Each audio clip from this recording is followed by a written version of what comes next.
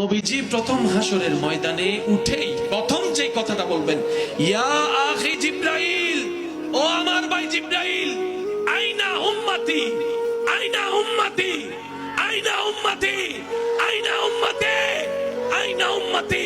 ও জিব্রাইল, আমার উম্মত কোথায়, আমার উম্মত কোথায়, আমার উম্মত কোথায়? যিনি হাসরের ময়দানে উঠে সর্বপ্রথম আপনার কথা বলবে, আমার কথা বলবে, আমাদের কথা বলবে। ও জিব্রাইল, আমার উম্মত কোথায়? ইয়া রাসূলুল্লাহ, এখনো উঠে নাই। আচ্ছা, নবী বলবেন, জিব্রাইল, আমাকে তুলতে তুলতে কোন আমার উম্মতকে জাহান্নামে দিয়ে দিছো? আমার উম্মতকে জাহান্নামে দিয়ে দিছো? এটা হবে না।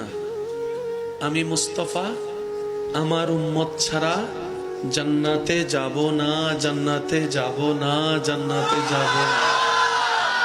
আমার উম্মত লাগবে, আমার উম্মত লাগবে। প্রশ্নকারী হয়তো প্রশ্ন করবেন, আপনার উম্মত কার কথা বলছেন?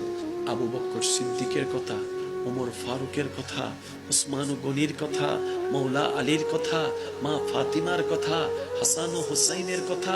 নবী হয়তো বলবেন, না, ওনাদেরকে নিয়ে আমি চিন্তা করি না, আমি তো চিন্তা করছি আমার সেই গুনাহগার উম্মতদেরকে নিয়ে।